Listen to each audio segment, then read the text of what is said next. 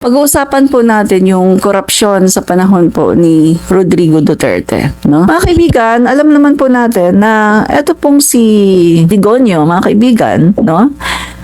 Nung siya po ay nagsona, mga kaibigan, eto po yung kanyang pangako na sabi po niya na wala daw korupsyon, di daw niya ito-tolerate yung korupsyon, no? Mga kaibigan, kinukuha ko po itong aking topic ngayon, mga kaibigan, dito sa Global South, no? Focus on the Global South, isang international na website, no? So hindi po ito website dito sa Pilipinas, kundi ito po ay website na naka-base po sa ibang bansa, sa Thailand. Mga kaibigan, eto Grand Corruption, Duterte, the damage done.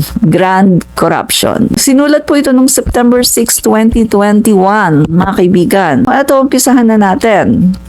8 days before the HEM in 2016, President Rodrigo Duterte, no, yung bagong elect lang na si Rodrigo Duterte, ay nag-warning po. At sabi niya, he will never tolerate even a whiff or whisper of corruption under his administration. Ang tindi, di ba? So, ang sabi niya, hindi daw niya ito tolerate. Yung kahit bulong lang or kahit kaunti na korupsyon, hindi daw niya tolerate, no?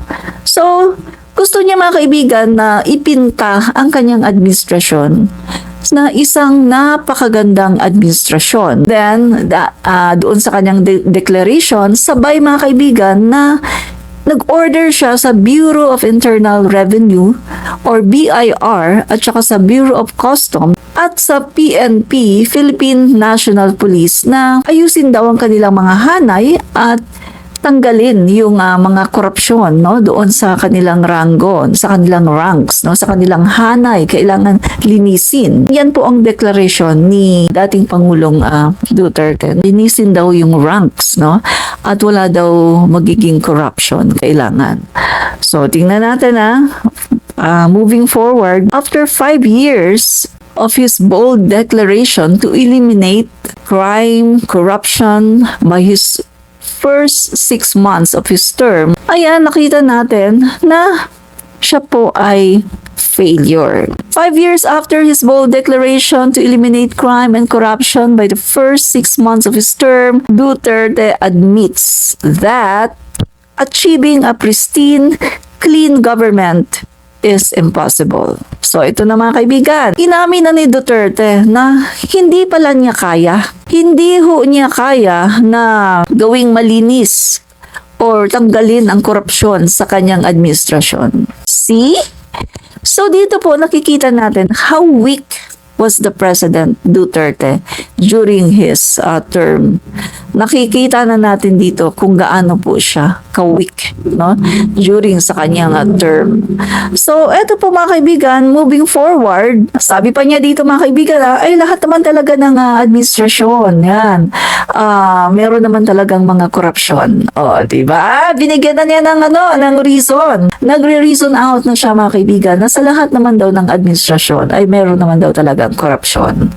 So, akala ko ba tatanggalin niya ang korupsyon? Akala ko ba, mga kaibigan, na hindi niya ito tolerate kahit ang napakatiting lang daw, mga kaibigan, hindi niya ito tolerate ang korupsyon, no? Pero eto siya, mga kaibigan, nagsasabi na ay lahat naman ng administrasyon talagang meron naman talagang korupsyon na nangyayari. So, nakita na natin dito yung kanyang pagiging weak, no?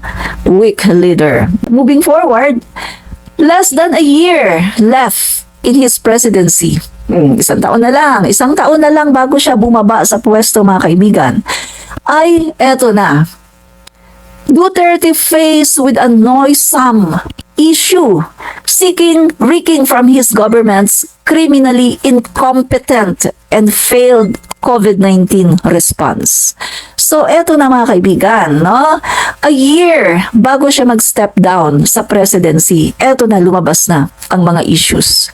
Nabubuko na ang baho. Eto na, mga kaibigan. The COA, or the Commission on Audit, COA, has flagged almost all nooks and crannies of the Duterte's bureaucracy with various deficiencies, most prominently in the Department of Health's DOH.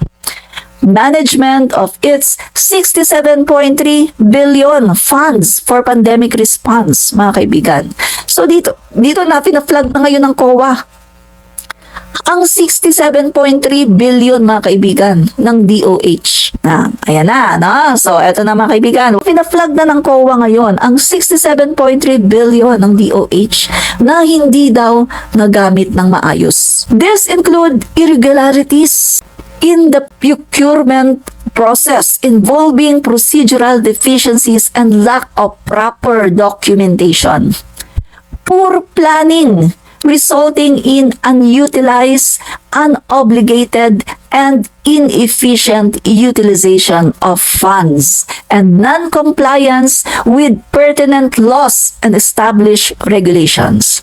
So dito na, mga kaibigan, naglalabas na ito, mga kaibigan, na yung baho, yung mga kabulukan na ginawa sa Duterte administration. Eto na, no? Natin ang mga katotohanan, pero eto sila, mga kaibigan, bulag sa katotohanan. Well, no wonder, ganyan naman talaga, mga kaibigan, ng mga DD sheets. Hindi na ako magtataka kung sila ay bulag sa katotohanan, no? Yun bang ine-expose mo yung mga nangyari sa past administration, pero heto sila, no? Nagbubulag-bulagan, o talagang sila ay brainwash na. Sabagay, hindi ako magtataka kasi na-brainwash na sila ng isang kulto. Diba? Kulto. Brainwash sila, mga kaibigan, ng kulto. Kahit yung kanilang mga puon ay talaga namang todo tanggol sa kulto, no? Na anak daw ng Diyos, na siya daw ay magkakaroon ng glorified body pagkatapos siya daw ay lulusot-lusot, tagus-tagusan sa wall. Kita niyo, mga kaibigan, the Vice President of the Philippines, former President of the Philippines, at yung kanilang mga senador na mga bugok din, mga kaibigan, naniniwala doon sa Son of God, di umano. Diba? So, kulto talaga, diba? So, no wonder ang mga DD sheets, ganun din po, no? Naniniwala din po sila sa kulto. Yan. So, eto na tayo, mga kaibigan, no? Hindi po tayo dito mapipigilan sa pagsisiwalat ng mga katotohanan, sa pagsisiwalat ng kabulukan ng Duterte administration, no? So, eto na po, mga kaibigan, no? So, eto na, tinatanong na nga ng COA, 67.3 billion, nasaan na daw yung 67.3 billion? Pina-flag ngayon ng COA, mga kaibigan, kasi hindi nagamit ng maayos, no? So, eto na, this includes irregularities, no? Yung sa procurement process, mga kaibigan, no? Na katulad ng pagbili ng mga face mask, overpriced face mask, overpriced face shields, at mga overpriced, mga kaibigan, na mga ginagamit sa COVID-19, no? So, eto na yun, mga kaibigan, talagang nakikita na ang kabulukan ng Duterte administration. And then, mga kaibigan, eto, hindi sumusunod sa batas, no, sa mga naka-establish na regulations kung paano dapat bumibili ng mga face masks, face shields. Hindi po sumusunod sa batas ang Duterte administrations, no? So eto, the COA report has prompted both houses of Congress, no, to investigate the anomalies. Eto na nga, yan.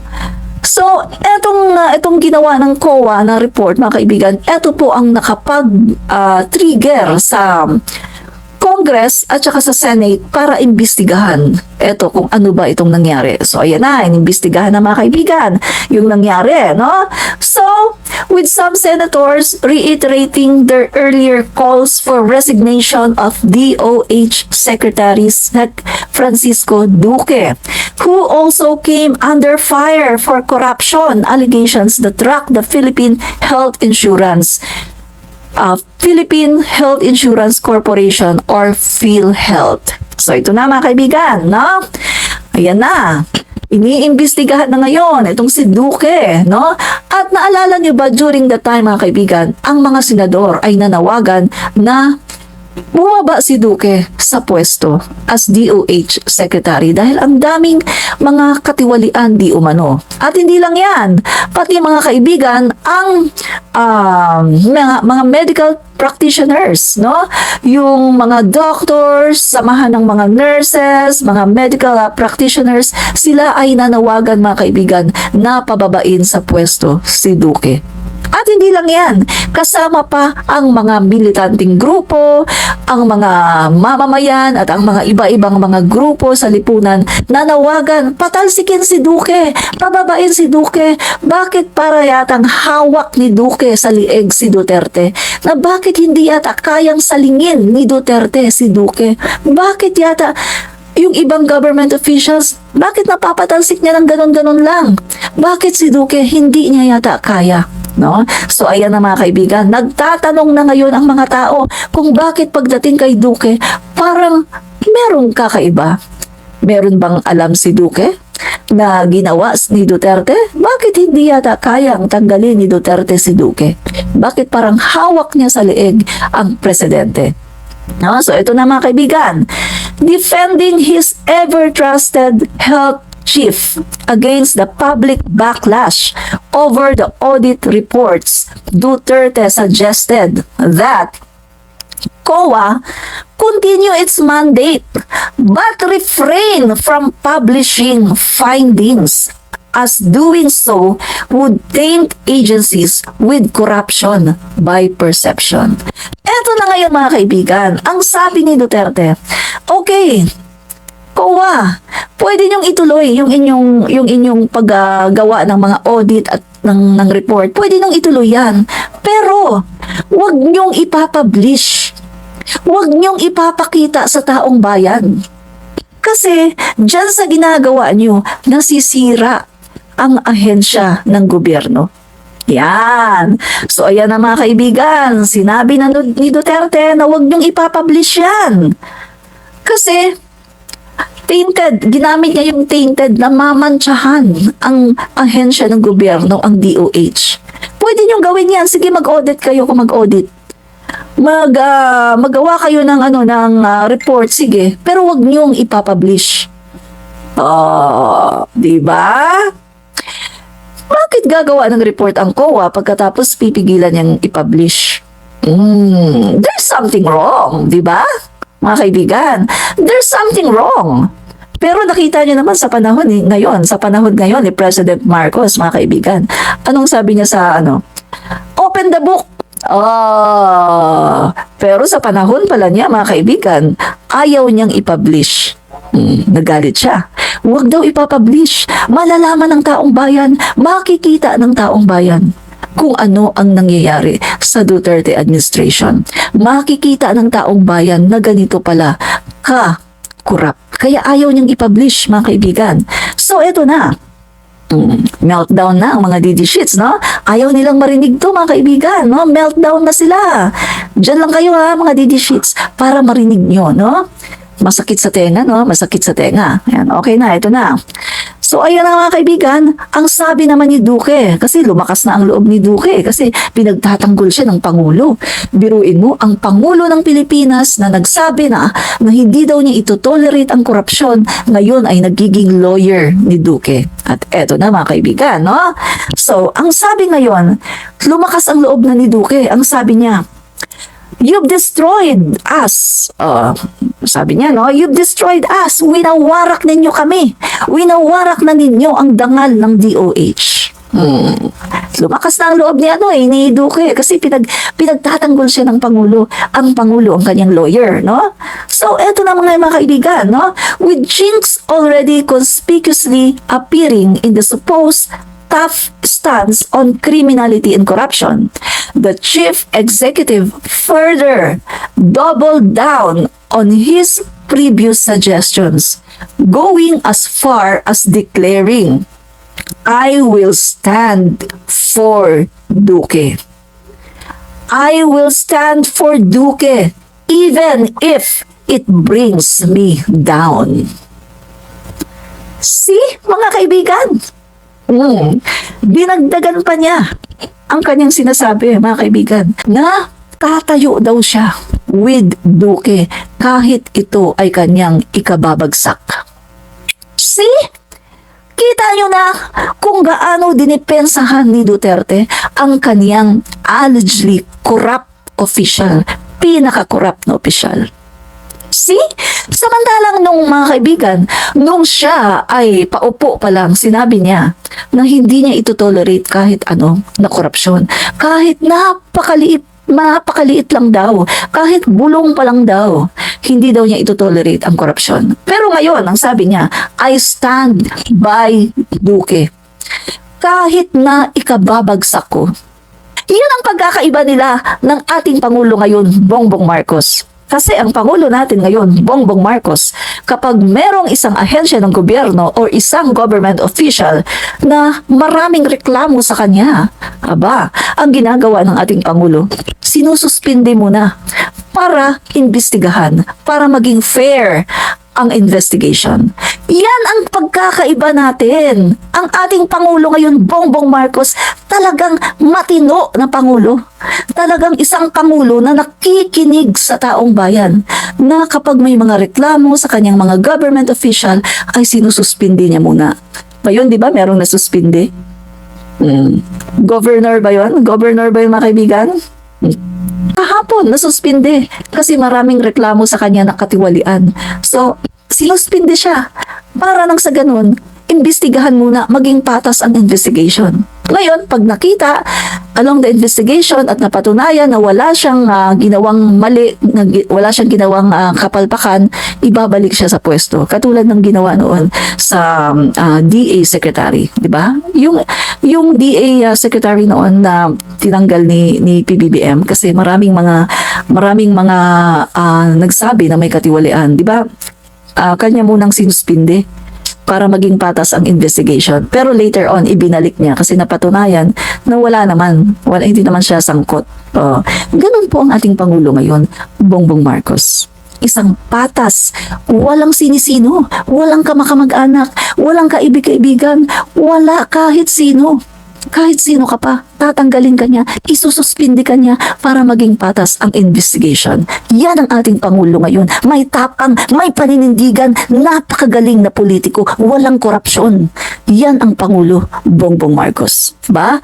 So, hindi yan kaya ng DDS. Kasi ang Duterte ninyo, naninindigan sa kanyang korap na opisyales. Nagiging attorney siya sa kanyang korap na opisyales. Yan ang inyong Duterte.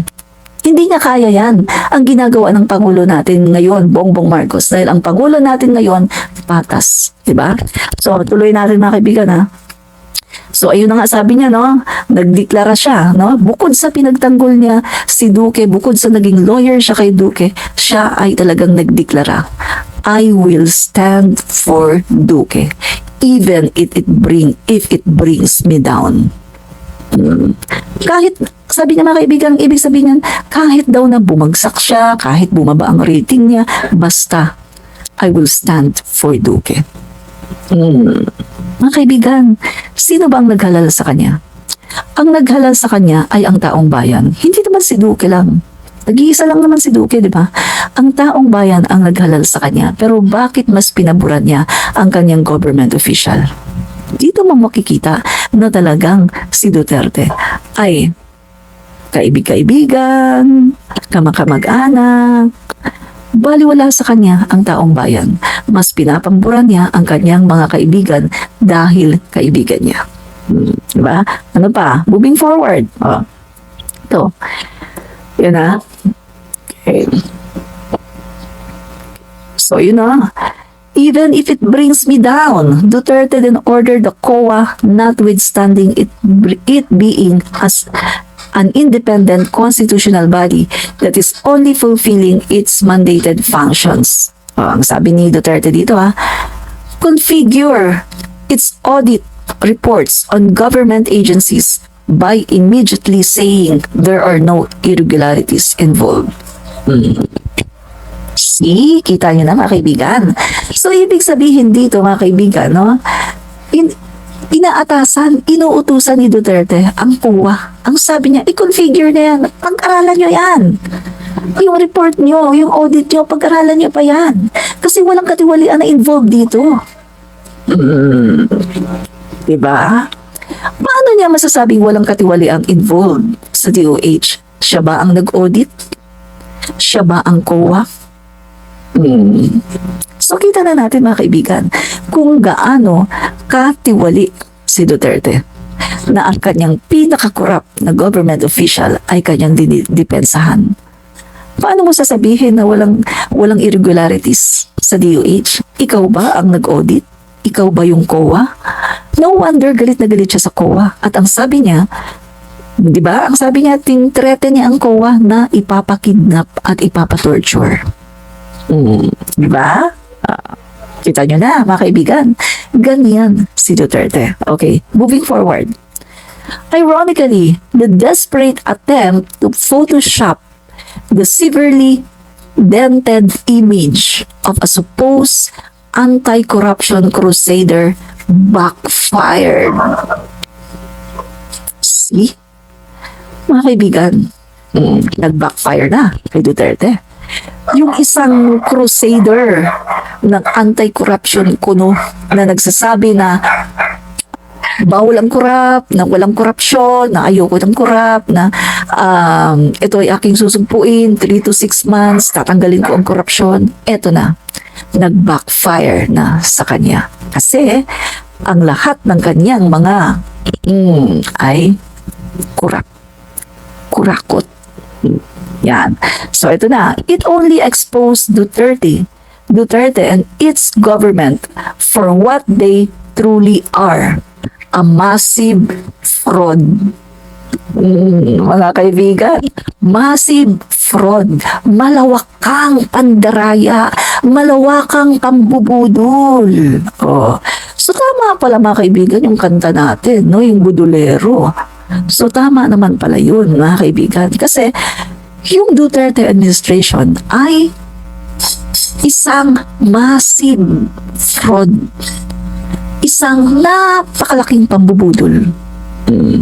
Isang ano nga lang mga kaibigan dyan, isang ebidensya nga ng pambubudol nila, yung build project eh. Build project. Ako nabudol din ako. Akala ko talagang maraming nagawa.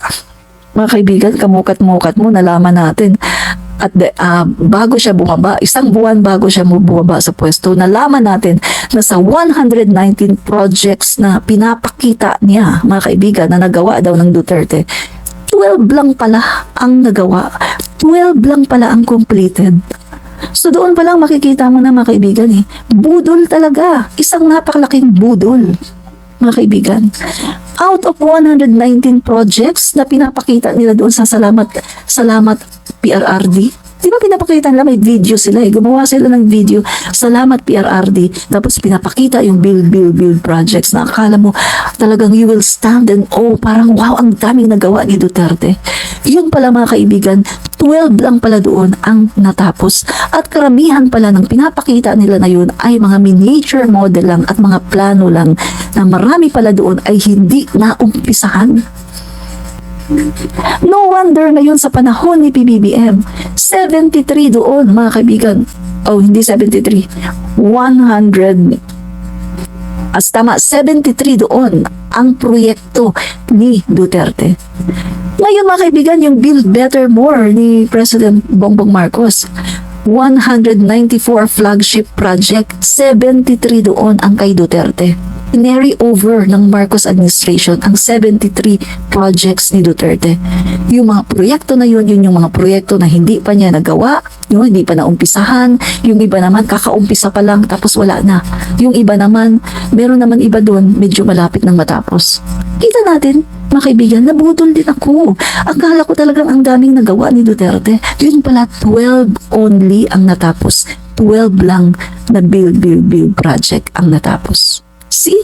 Nabudol tayong lahat mga kaibigan. Grabe ang pagkabudol natin. Build project. Akala natin ganoon. Akala natin na napakaraming nagawa. Yun pala 12 lang. So tuloy natin moving forward.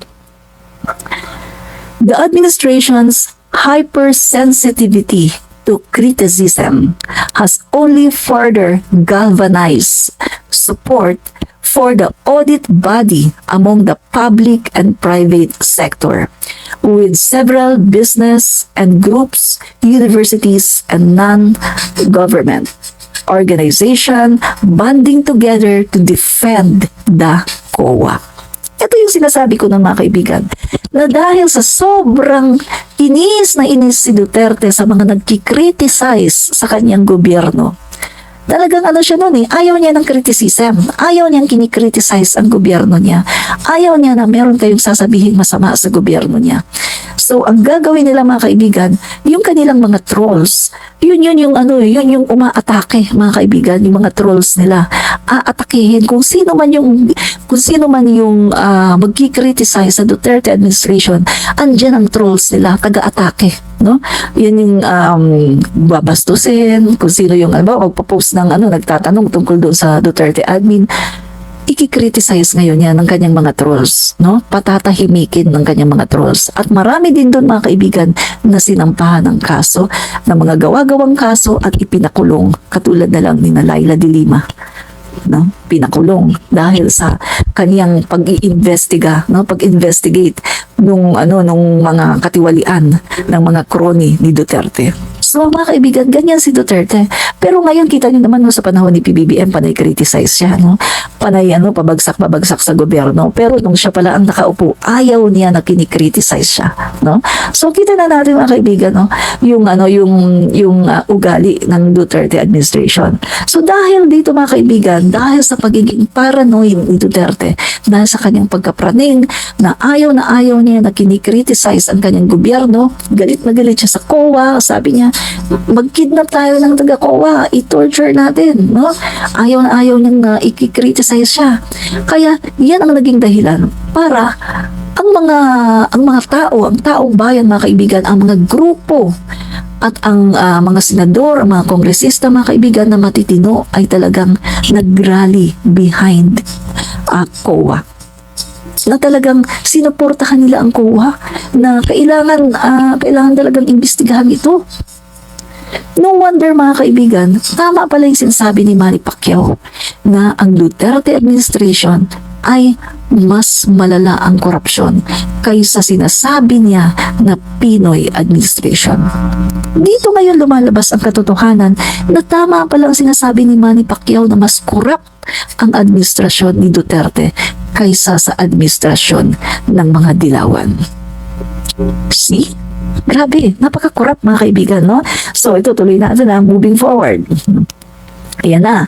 Several business groups, universities, non-government organization banding together to defend the COA. At ang sabi pa ng mga senador, sina Manny Pacquiao, sina Gordon, bakit, Mr. President, bakit nagagalit ka kapag iniimbestigahan namin yung mga cabinet, no, sa tungkol sa korupsyon?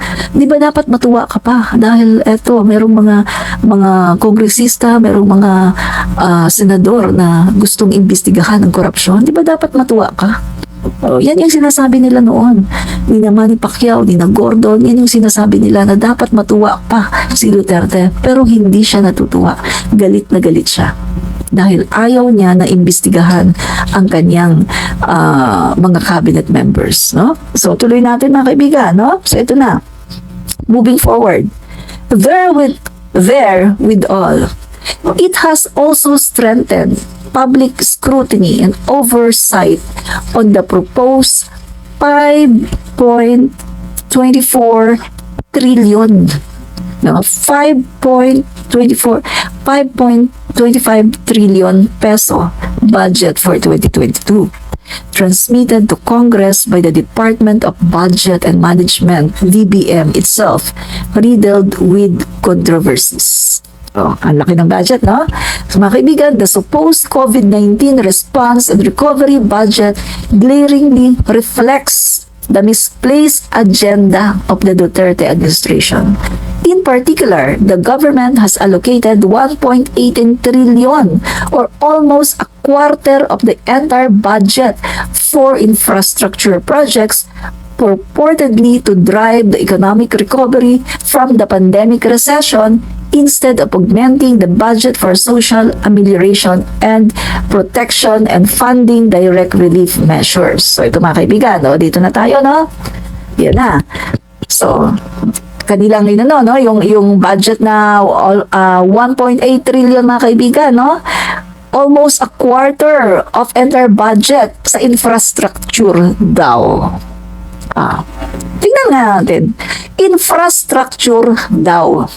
Ngayon, mga kaibigan, pagkalis ni Duterte, 12 lang pala ang natapos.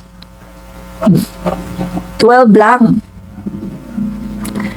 Mga kaibigan, in the height of pandemic, nagugutom ang tao. Kanya, in the height of pandemic, nagugutom ang tao, itinodo ngayon sa infrastructure. Wala namang masama dyan. Para sa akin, okay yung infrastructure. Kasi gusto ko rin naman yan eh. Kasi naniniwala ako na infrastructures is the backbone of economy. Yan talaga ang backbone ng mabuting ekonomiya, ang infrastructure. Naniniwala ako dyan, mga kaibigan. Kaso, binudol pala tayo ng kanyang build project. Kasi yung 119 na pinapromise niya sa tao ay 12 lang pala ang nagawa niya. Ibig sabihin, sa 6 na taon, 12 lang ang nagawa. Sobrang bagal. At napakarami doon, mga kaibigan, ang merong question mark. Flag ng COA. Kasi, overpriced. Instead na yung overpriced na yan, ilagay mo doon sa ayuda ng mga tao para naman ang mga tao hindi magutom. Katulad ko, never akong nakakuha ng ayuda, not even once. Nawalan ako ng trabaho, mga kaibigan. Ang ginagastos ko nung na-lockdown kami, ang ginagastos ko yung aking last na sweldo.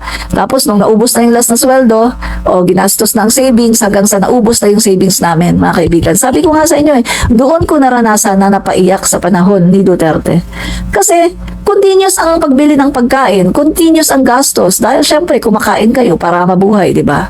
Pero ang nangyari, mga kaibigan, hindi kami nakakatanggap ng kahit isang ayuda. Never kaming nakatanggap ng ayuda kahit isang beses. Kaya naniniwala ako dito sa mga pasabog ni Manny Pacquiao na yung nawawalang 10.4 billion na ibinulsa lang. Kasi kung hindi yan ibinulsa, bakit hindi ako nakatanggap ng ayuda? Taxpayer ako. Nawalan kami ng trabaho throughout pandemic. Wala kaming job. Kaibigan, talaga ang hirap sa panahon ni Duterte. Talagang sobrang hirap. Doon ko naranasan umiyak, mga kaibigan. Sa panahon ng Dilawan, hindi ko naranasan na magutom. Hindi ko naranasan na mahirapan sa panahon ng Dilawan. Sa totoo lang. Pagmulat ng mata ko, mga kaibigan, President Marcos Sr. ang presidente ng Pilipinas. Wala pang martial law. Nabuhay na ako, mga kaibigan, wala pang martial law. Pagmulat ng mata ko, President Marcos na. Mga kaibigan, never kaming nahirapan. Kahit nung panahon ng Dilawan, hindi namin naranasan na magutom. Sa panahon ni Duterte, grabe ang hirap, mga kaibigan. Umiiyak na ako. One time, umiyak talaga ako. Nare-recall ko ngayon yon. Sabi nga ng kapatid ko, nung panahon ni Duterte, itsura mo talagang stress na stress ka. Yes, mga kaibigan, panahon ni Duterte, sobrang stress ako. Kasi talagang ang hirap ng buhay. Pero pinagmamalaki nila, nag-aayuda daw. Nag-iwan pa ng almost 13 trillion na utang. Mga kaibigan, dahil daw sa ayuda. Hello, ayuda! Ang dami namin dito, walang ayuda. Kinurakot, walang ayuda. Ang dami namin dito. Diba? So, ayan, mga kaibigan, moving forward, no? So, ayan na. Even more, egregious are the questionable appropriations to the security sector even as the country grapples with the rise in Delta variant cases and hospitals reaching critical thresholds for capacity and staffing.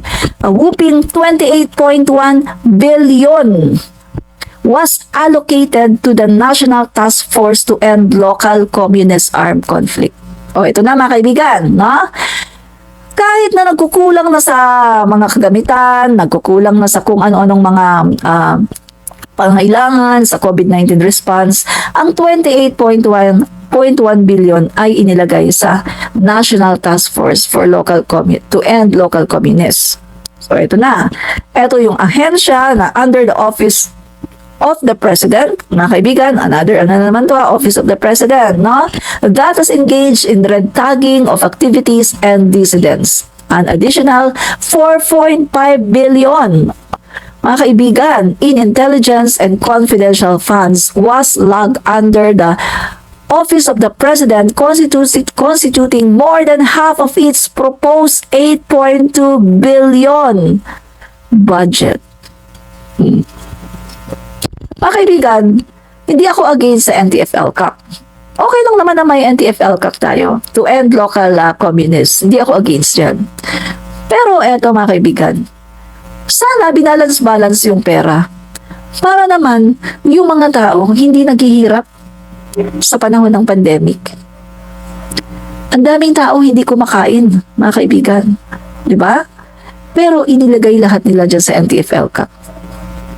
Pagkatapos, eto pa ang nakakapagtaka. Mga kaibigan, sa panahon ni Saramaw, di ba? Si Saramaw, sa panahon niya, nung mayor pa siya, grabe ang confidential funds ng Davao City. 2020, 2021, 2022, malaki, di ba? Hindi siya bumababa. Pero mga kaibigan, meron silang pronouncement na ang Davao daw ay, karamihan daw dyan mga kaibigan, ay insurgency free. Hello? Insurgency free na.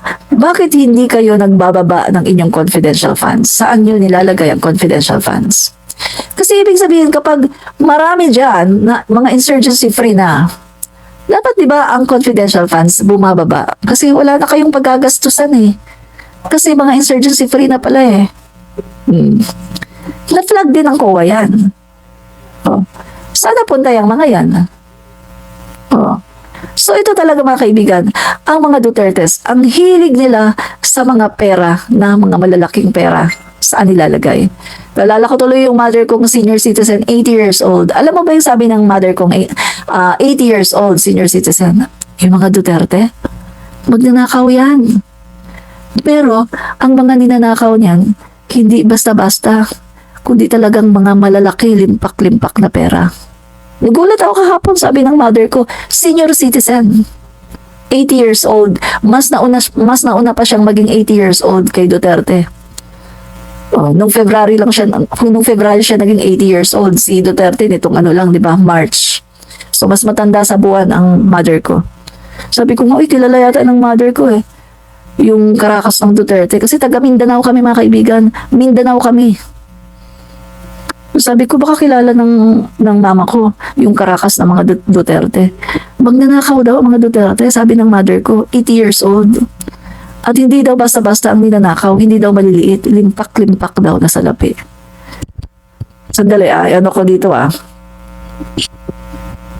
Inano ko nga siya nilagay ko nga sa Facebook ko Pakita ko sa inyo Kasi nagulat ako sa sinabi ng mother ko. Ba? Hindi ko naman siya tinatanong. Bigla lang niya sinabi ito, mga kaibigan. No? Hindi ko tinatanong yung mother ko, bigla lang niya sinabi. Pakita ko sa inyo Inilagay ko nga sa Facebook. Yan. Ito, ayan admin reach yan. Sabi ng mother ko na 80 years old, lahi daw ng magnanakaw si Duterte at hindi daw nagnanakaw ng maliit kundi malaki daw ang ninanakaw. Hehehe, alam ng mother ko na senior citizen. Hindi ko tinatanong yan pero bigla lang niya sinabi na lahi daw ng magnanakaw. At hindi daw maliit ang ninanakaw, malalaki daw. Diba? So yan mga kaibigan, no? Okay, tuloy natin moving forward. Okay, ito pa. These insertions were regarded by suspicion by opposition groups as telltale buttressing of an election war chest and blatant use of state machinery and resources to further tighten Duterte's grip on power. Meanwhile, the executive slash funds meant for the University of the Philippines, UP, that currently administers the country's biggest COVID-19. Mga kaibigan, alala ko pala ito, no? Naalala ko ito sa UP, no? 'Di ba, nagkaroon din ng threaten, no? Nagte-threaten si Duterte na tatanggalan ng funds ang UP. Bakit mga guys? Kasi during that time, ang mga militante ng UP, grabe mga kaibigan, grabe yung kanilang pagbabatikos sa Duterte administration. Kasi nakita nga nila no? Kung gaano ka-corrupt, kung gaano na pumapatay ng mga tao, no? 30,000, no? Biktima ng EJK. So talagang ang itong UP nag-iingay, mga kaibigan, no? Alam naman natin mga yan mga critical yung mga nasa UP, di ba? So grabe mga kaibigan, at ayaw ni Duterte ng ganun. Ayaw niya. So talagang ginagawa niya ang lahat ng paraan para patahimikin yung mga yung mga nag-aano sa kanya, mga nagki-criticize, no? Pero ngayon mga kaibigan, guys, pakinggan niyo obserbahan niyo. Ngayon sa panahon ni President Marcos Jr., nag-iingay ba ang UP? Nag-iingay ba ang UP? Nagrereklamo ba ang UP? Hindi, di ba? Mga kaibigan, sa panahon ni Duterte, halos araw-araw yata ang UP nagkakandak ng rallies. Kasi nakikita nila na talagang merong katiwalian. Nakikita nila na may mali. Pero ngayon sa panahon ni PBBM, hindi ko na nga naririnig ang UP. Kasi kumbaga mga kaibigan, chill lang UP ngayon. Kasi wala na sila masyadong nakikitang wala na mga kaibigan. Unlike sa panahon ni Duterte, everyday nasa kalye. Isa nga ako sa bumabatikos ng UP noon Kasi pinagtatanggol ko pa noon si Duterte. Talagang sinasabi ko, mga komunista kayo. Mga kayo dyan, mga scholar kayo ng bayan, dapat hindi na kayo paaralin. Paalisin na kayo dyan, isarado na yung UP. Isa ako noon sa talagang nagtatanggol kay Duterte. Mga kaibigan. Ngayon nakita nyo ang UP ngayon mga kaibigan. Nag-iingay ba ang UP? Wala, hindi nag-iingay ngayon ang UP dahil hindi nila nakikita na dapat silang mag-ingay. Unlike sa panahon ni Duterte na ang mga taga-UP halos everyday nasa kalye. Na may nagsasabi nga na, nag-aaral pa ba kayo? Parang hindi na kayo nag-aaral. Parang nasa kalye na lang kayo everyday. Diba? Tama na madam, galit na mga DDS, baka ma-stroke. Hayaan mo po silang ma-stroke. Hayaan nyo sila ma-stroke mga kaibigan, no? Hayaan nyo lang sila. Basta ako dito, isisiwalat ko ang katotohanan. So dito natin makikita na sa Marcos administration, maraming talagang tama ang ginagawa. Hindi mo na mariringgan yung UP, mga kaibigan. Unlike sa panahon ni Duterte, ang UP halos everyday nasa kalye at nagre-reklamo. Nasa kalye, talaga namang kinakalampag ang Duterte administration. Isang malaking patunayan, mga kaibigan, na ang UP nag-a-agree sa ginagawa ng Marcos admin. Kung mag-rally man sila, paminsan-minsan lang talaga, unlike sa panahon ni Duterte, halos everyday nasa kalye. Diba? Mga aso ni Duterte, nagkakahulan na. Opo, Erica Monfort, tama ka dyan, no? Nagkakahulan na sila. Yan. So, baka mamaya i-report na naman ako ng mga to, bigla na namang mawala yung live ko, no, mga kaibigan, no? So mabuti na lang bumalik na yung live ko, nakapag-live na ako. So eto mga kaibigan, moving forward, eto pa, alam nyo ba during the pandemic, mga kaibigan, dahil sa sobrang incompetent ng Duterte administration, hindi sila makapag-provide ng PPEs, no? Ang dami lang mga dahilan. Kasi yung PPEs daw mga kaibigan yung mga yun daw mga kaibigan import pa daw natin yung sa ibang bansa. Ang hirap daw maghanap kasi ang dami daw ngayon, may kailangan daw ng gano'n, mga bansa daw, nag-uunahan daw mag-order, gano'n yung nila. Kasi wala nang magamit yung ating mga health workers noon. Pero ang sinasabi ng Duterte admin, kasi hindi naman tayo nag-produce yan ini-import pa natin sa ibang bansa, wala nang makuha. Nang dahil sa kanilang pagiging incompetent, mga kaibigan, naglabasan yung mga tao na talagang tumutulong, yung mga NGOs na tumutulong. At isa na dyan, mga kaibigan, ang Pangulong Bongbong Marcos na Wala siya sa katungkulan, wala siya sa gobyerno, mga kaibigan. Tumutulong ang ating Pangulong Bongbong Marcos doon sa mga hospitals, nagpapadala ng mga pangangailangan ng mga health workers. At mismo mga kaibigan, siya rin ang tumulong sa UP-PGH mga kaibigan para magkaroon sila ng mga pangangailangan nila. Yung mga PPEs at mga kung ano-anong mga mask, mga face shields, tumutulong noon ang ating Pangulo Bongbong Marcos. At ang Pangulong Bongbong Marcos din ay nagbibigay. Yung mga yung nauso dati mga kaibigan, yung anong nga ba tawag doon, yung parang may store tas libre nga ba yung mga kaibigan, yan yung nga nakalimutan ko no. So tumutulong ang ating Pangulong Bongbong Marcos, pero hindi lang niya ine-expose in public, pero nasa vlog niya lahat yun mga kaibigan. Makikita niyo, mapapanood niyo sa vlog ng ating Pangulo kung gaano yung kadiwa ba yun, yung tawag. Yun. Pantry. Yan. Salamat, 31 million, no? Pantry. Yan. So, yan po mga kaibigan, ang Pangulo natin. Galing sa Ilocos, mga kaibigan, yung mga goods, yung mga gulay, dinadala po dito sa Metro Manila at dinidistribute po sa iba-ibang community pantry. At hindi yun alam ng mga taong bayan, kaunti lang ang nakakaalam nun. Kasi hindi naman po yun talagang pinagkakalandakan ng ating Pangulo, Bongbong Marcos.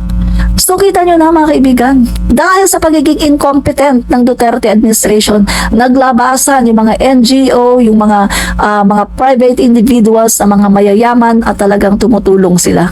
Kasi nga kulang na kulang. Dahil kita mo binadgetan ng sobrang laki ng Duterte administration ang pandemic, pero hindi naman nakakarating sa taong bayan. Napakalaking ebidensya. Pagpasok ni PBBM, magkano ang utang na iniwan ni Duterte? Mga kaibigan, pagpasok ni Duterte, nasa 5 point something trillion lang ang utang from President Marcos Sr. up to Pinoy. Mga kaibigan, ganon lang kaliit ang utang. 5 point something trillion lang from President Marcos Sr. to Pinoy. Yun lang ang utang, napakaliit. Ngayon, kawawa ang Pangulo natin PBBM. Pagpasok niya, ang iniwan ni Duterte na utang ay almost 13 trillion. Grabe mga kaibigan. Sabi ng isa may resibo daw ba ako. Sus Maria Josep, hindi mo pala alam kung magkano ang iniwan ni Duterte? Diyos ko. Hoy, nasa mundo na tayo ngayon ng internet. Hindi mo alam kung magkano ang iniwan ni Duterte na utang? Naku, ano nangyari kay Papa Gong? Papa Gong, kaya naman pala Papa Gong ang pangalan mo. Kasi talagang napakapagong mo pala sa informasyon. Hindi mo alam, may internet ka. Andito ka nga sa TikTok, nagti-TikTok ka I-type mo. Magkano? Tagalogin mo na lang. Magkano ang iniwan ni Duterte, utang ni Duterte kay Marcos? Type mo yan para malaman mo kung magkano. Diyos ko, kailangan daw niya. Resibo daw, ipakita ko daw. Sus Maria Josep. Sandali nga itatype ko lang dito, papakita ko kay Papagong. Grabe Wala ba tong internet? Nakakapag-TikTok tapos walang internet? Dali mga kaibigan, type natin.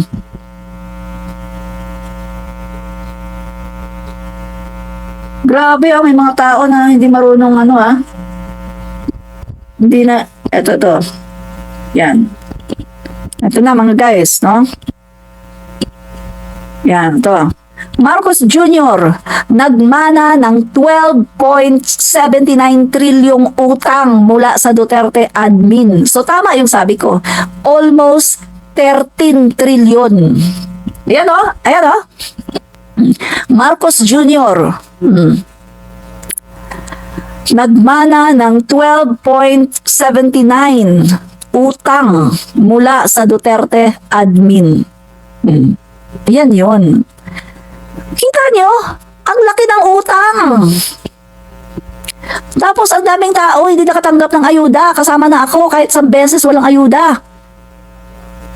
Nawalan kami ng trabaho mag-asawa. Naggastos namin pati savings namin dahil tuloy-tuloy na kumakain, tuloy-tuloy ang gastos pero wala namang dumadating na pera. Napakahirap. I-recall nyo, sa panahon ni Duterte ang hirap.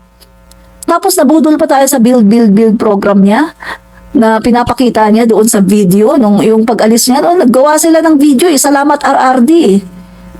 Ba, talagang hangang-hanga ako. Sabi ko, wow, ang galing naman ni Duterte. Diyos ko, ang galing niya. Hangang-hanga ako, mga kaibigan. Talagang halos sambahin ko na nga si Duterte noon sa akala ko sobrang galing eh. Pero mga kaibigan, nabudol pala tayo, kamukat-mukat mo, nalaman natin from the DPWH. 1 month bago siya umalis, nagdeklara ang DPWH, 12 only. From 119 na pinangako ni Duterte, 12 only ang natapos. At karamihan no, na carry over ngayon ng Marcos administration, 73 projects ng past administration na talagang hindi pa nauumpisahan. Yung iba naman kakaumpisa lang, as in kakalagay pa lang siguro ng isang poste. At yung iba naman naumpisahan nasa kalagitnaan na. So lahat yan, yung 73 projects na yan, na carry over ng Marcos administration. Kasi ang Marcos administration, 194 lahat ng proyekto. At yung 73 dyan, ayan yung sa Duterte. At the rest, yan yung mga bago. 123 projects, bagong proyekto yan. Marcos admin talaga. So kita nyo, budol. Nabudol tayo mga guys. No? So kita nyo paano ginastos ang 12.79 trillion? Tapos dinadalhan tayo dito, Sinovac. Galing sa China. Pagkatapos yung mga Sinovac na yan, mga pipitsugin. Ang kaibigan, yung Sinovac, maraming mga tao nun, ininjika ng Sinovac, nagka-COVID, pipitsugin. Siyempre, from China China made, alam mo na. Diba? So, wala pong nangyari sa panahon ni Duterte. Budol, as in budol talaga. So, tama yung sinasabi dito sa article na ang Duterte administration is a huge, anong pagkakadescribe niya dito? Malaking pambubudol, mga kaibigan. At the same time, ito mga kaibigan at the same time, no, mga kaibigan, yung mga underpaid health workers, many on the brink of mass resignation. Mga kaibigan, maraming mga health workers kawawa. Kung sana naman di nila kinurakot yung pera na binadget na napakalaki, binadget dyan sa COVID-19. Kung hindi nila kinurakot, mga kaibigan, hindi sana magiging kawawa yung ating mga health workers. Underpaid, mga kaibigan, at nagkaroon ng mass resignation. Yan. And then, yan, yung Duterte admin, mga kaibigan, yan ang ginawa nila, no? So, many on the brink of mass resignation have had to protest repeatedly to demand the release of delayed COVID-19 benefits. Alam niyo ba, mga kaibigan, na dumating na ano pa nga yan ng Marcos administration Yung mga benefits ng mga yan, mga kaibigan, sino ang nag-asikaso? Marcos administration din. Mga kaibigan, naabutan ng Marcos administration yung problema na yan. Kita mo? Kung matino ang Duterte admin, hindi yan maabutan ng Marcos administration. Dapat doon pa lang sa Duterte administration, tapos na dapat yan. Kaso inabutan pa ng Marcos admin, naging problema pa ni President Marcos ang supposed to be problema ng Duterte admin. Nakita nyo kung gaano ka inefficient itong mga Duterte admin? Sandali, nasaan na yung mga bashers dito? Bashers, huwag kayo umalis. Dito lang kayo. Gusto kong mag-live kapag may bashers. Dito lang kayo, bashers. No? Miss na miss ko kayo. I love you, bashers. Hello, I love you all. Mwah. Huwag kayo maalis, mga basher ko. No, mahal na mahal ko kayo. Yan. And then, ano pa mga kaibigan? Bakit yung mga bashers yata medyo huminto? Naku naman, mga bashers. Dito lang kayo, huwag kayong aalis, no? Gusto kong mag-live kapag may bashers, no? Yan. Sige, mga bashers, dito lang kayo. Yan. So, tuloy natin mga guys, ha? Okay. Yun na nga, no?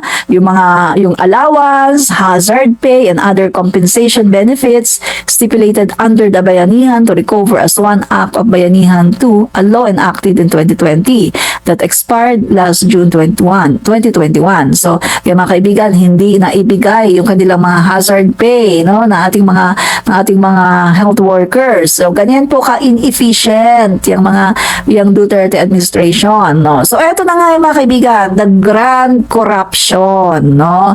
The grand corruption, mga kaibigan, no.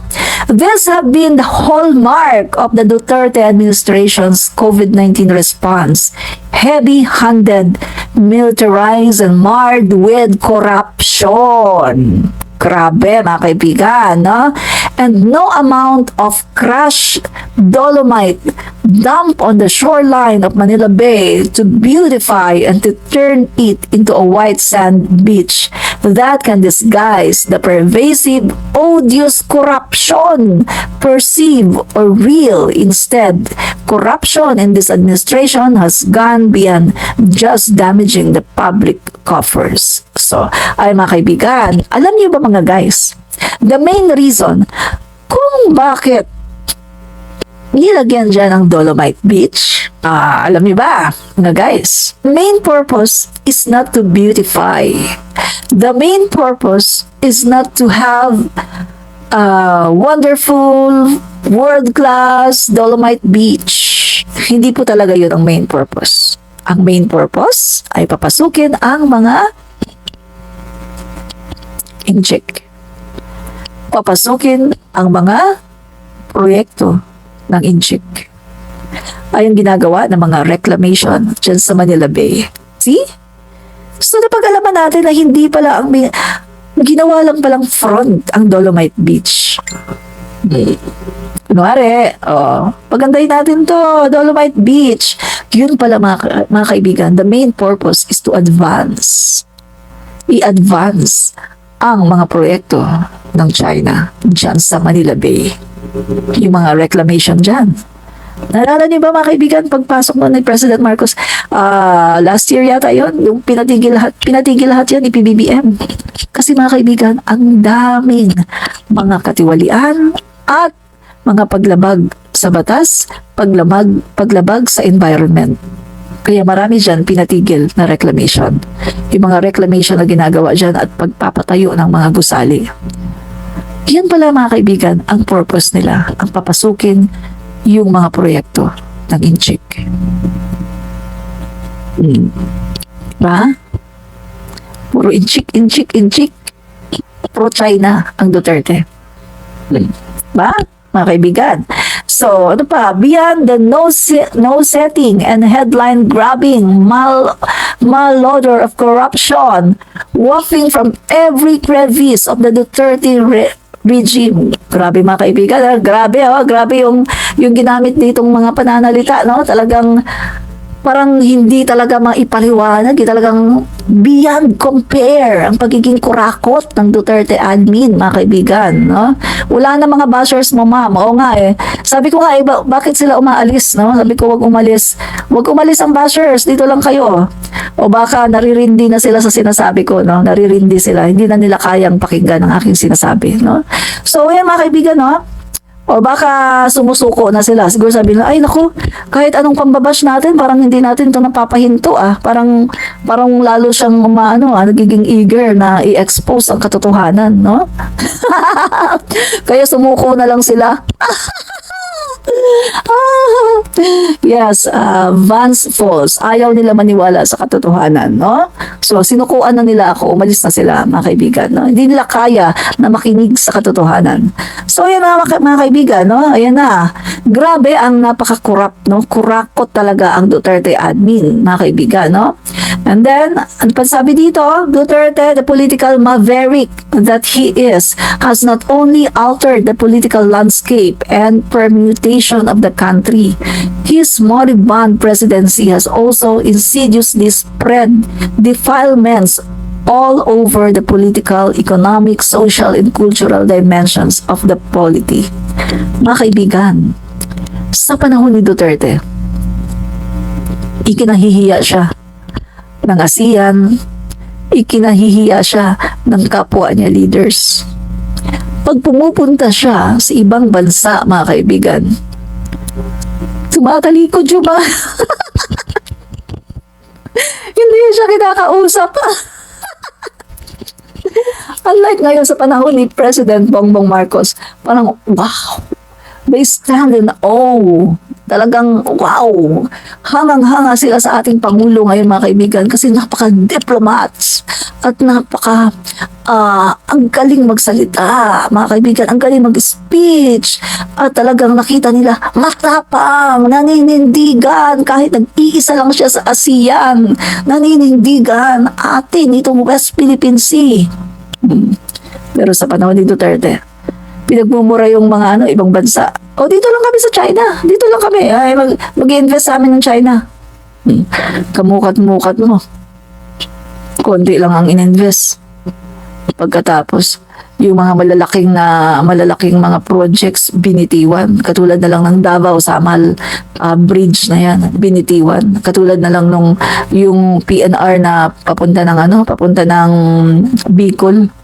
Binitiwan yung mga malalaking proyekto. Hindi daw nila pupunduhan. O pagdating ni PBBM, ano sabi ni PBBM?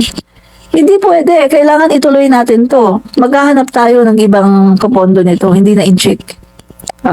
Di ba? So, nagre-resort ngayon ang ating Pangulo sa Japan. Ay, mas maganda naman ang Japan, matibay. Matibay ang gawa ng mga Japan, mapagkakatiwalaan. Yung gawa ng mga Duterte, mga in-check, di ba? Kita mo nga yung naging viral na kakagawa lang flyover ba yun, mga kaibigan? Kakagawa lang wasak agad. Hindi lang isa yun. Dalawa, tatlo, wasak agad. Gagagawa lang. Bubuksan pa lang, plano pa lang buksan. Wasak agad. Duterte admin. Kita mo naman yung gawa ni President Marcos Sr. San Juanico Bridge, andyan pa rin. Yung mga bridge na gawa ni President Marcos, andyan pa rin. Ang tibay. Pero yung gawa ni Duterte, China-made kasi. Kaya wasak. Diba? Walang may pagmamalaki ang Duterte admin, mga kaibigan. Wala silang may pagmamalaki. Dahil sa panahon nila, kung kalkalan at kalkalan lang din ang pag-uusapan, ang dami mong makakalkal sa kanila. Grabe, mga kaibigan. Sobrang napakakurakot ng Duterte administration at ang dami nilang ginawa na talagang karumal-dumal sa mata ng Panginoong Diyos at sa mata ng tao. Karumal-dumal talaga. No? So, ano pa mga kaibigan? In architecture, there is such a thing as fenestration, referring to the arrangement, proportioning, and design of windows and doors in building. The way Duterte has structured and designed his government and the political economy of Duterteismo has ensured that many doors and windows would be installed as conduits of corruption, free-flowing and unabated, with a rotten throne in Malacanang Palace, decomposed and surrounded by a putrid, corrupt, festering, and political cesspool. Grabe, mga kaibigan, Ayan, sobrang corruption, He has not only stood up all his time for his Health Secretary Duque under fire from all sides, Duterte has also defended two of his close subordinates over controversies hounding the government's pandemic spending budget. Undersecretary Lloyd Christopher Lau, a fraternity brother who had served as one of his volunteer election lawyers in 2016. The former presidential economic advisor, Michael Yang, a Chinese businessman linked to Pharmali, a pharmaceutical corporation. Mga kaibigan, ito yung sinasabi niya, na ang anomalya, multi-billion COVID-19 contracts for medical goods, test kits, personal protective equipment, PPA. Ito yung sinasabi niya ni Asierto, mga kaibigan. Ito yung sinasabi ni Asierto na kung sana pinakinggan lang siya ni Duterte, kung sana inilabas lang yung kanyang investigation, kung sana inilabas lang yun, mapipigilan ang anomalya sa Pharmali. Kaso anong ginawa ni Duterte nun? Pinigilan ni Duterte yung investigasyon ng Parmali. At anong ginawa niya kay Asierto? Binaligtad niya. Yun ang pinag-ano niya, sinabi niya na nag-ano daw, drug lord daw, meron daw kinalaman sa droga. Yun pala mga kaibigan. Inaano lang ni Duterte para mahinto, para matigil doon sa ginawa ni Asierto na pag-i-expose kay Michael Yang. Kasi si Michael Yang, mga kaibigan, ay kaibigan ni Duterte. Si Michael Yang na nakilala na merong Shabu Laboratory sa Davao. Pagkatapos nung nalaman ngayon ni Asierto tsaka yung iba pang pulis na nag-imbestiga, sila ngayon ang idiniin at sila ngayon ang pinapahanap at pinapapatay ni Duterte. Pagkatapos si Michael Yang, ginawa pa ni Duterte na economic advisor. So, tama pala, nagkukonek-connect, di ba? Yan mga kaibigan, ganyan si Duterte. Kapag kaibigan ka niya, anuin ka niya mga kaibigan, ililigtas ka niya. Ganyan si Duterte. Kita mo katiwalian, sobra. Parmali. Napatunayan sa Parmali na talagang involved. Merong si Duterte, talagang siya yung naglo-lawyer kina Michael Yang. Pero hindi na itinuloy. Kasi nga, kapanahunan niya yun eh. Tinakot niya yung mga senador. Ano sabi niya sa mga senador? Sige, ituloy niyo yan. Ituloy niyo. Tingnan natin. Sige, magkakagulo tayo dito. Di ba nagalit siya kasi pinapatawag yung mga cabinet members niya? Ano sabi niya? Sige, pag pinagpilitan niyo na ipatawag yung mga cabinet member ko na yan, tingnan natin, magkakagulo tayo dito. Kaya natigil yan mga kaibigan. Hindi na i-push yan, yung investigasyon na yan ng Senado. Kasi yung mga senador noon mga kaibigan, mga duwag din eh. Kasi halos lahat sila hawak din sa leeg ni Duterte. Mga duwag. Diba? Ano pa? As questions of corruption links came to the force, the name of Duterte's close personal aide, now Christopher Bongo, has also come up in the probes for his connection to the embattled Lau, who worked as an undersecretary in Go's former office as a special assistant to the president in 2019.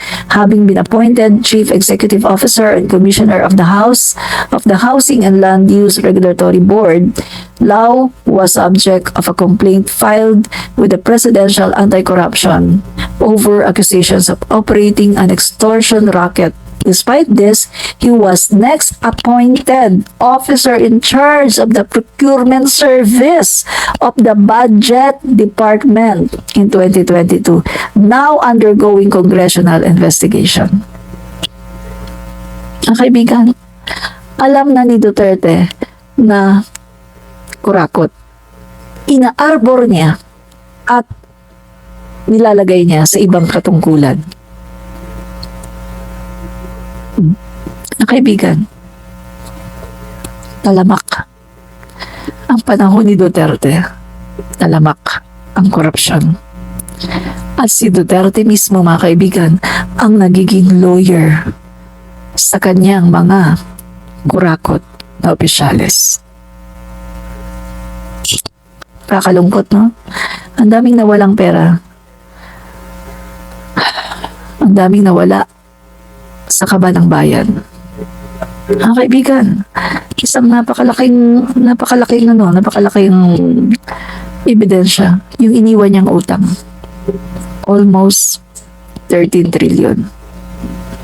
Yung sa kanya lang mga kaibigan, 7 point something trillion. Sandali i-search natin yung kanyang utang lang. Kasi overall from Marcos to Duterte, nas almost 13 trillion, no? So, search natin yung utang lang ni Duterte. Dito, mga kaibigan, nakalagay 7.4 trillion, no? Iba-iba nga, mga estimate lang ito, mga kaibigan, no? So, pumapatak mga kaibigan na ganyan po ang utang. So, ang laki po ng utang. Ano ginastos yan? Paano ginastos? Yung ganong kalaking halaga. Mga Duterte dyan, mga didishit dyan. sagutin nyo nga ako. Paano ginastos ni Duterte ang ganon kalaking halaga? I-type nyo sagot nyo. Mag-aantay ako ng sagot. Paano ginastos ni Duterte yung ganon kalaking halaga ng kanyang inutang? Sige nga. Oh, hindi nyo ngayon masagot. Oh, anong sagot ni Bitag? Wala kang ambag sa bayan. Oh, hindi nyo masagot, di ba? Kayo mismo, hindi nyo kayang sagutin. Kasi nga, nag-iisip din kayo, paano nga ba niya ginastos yung napakalaking utang? Diba? Paano ginastos ni Duterte yun? Eh ako nga, madami dito hindi nakatanggap ng ayuda. Nilockdown ka? Nilockdown kayo ng ilang buwan tapos wala kayong ayuda. Tapos kamukat-mukat mo, malalaman natin ang laki ng budget sa ayuda. Nasaan napunta ang pera?